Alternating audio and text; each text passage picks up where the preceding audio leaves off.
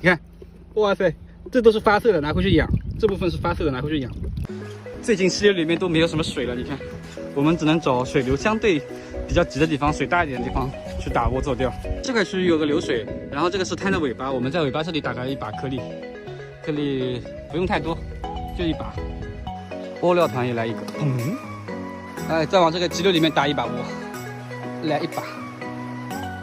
还是用溪流面筋饵，鱼竿依旧用了这根2米7的溪流定制竿，然后用的3类漂线子，面筋饵料一捞一掐，再往水里这么一抛，放在看着，顺着流水流下去一漂，中鱼漂亮，真的快，翻起来了。7个的话，基本上2秒钟中鱼吧，1、2，这个2秒钟还是1.5秒，其实。OK。顺流而下，黑漂中鱼，就是这么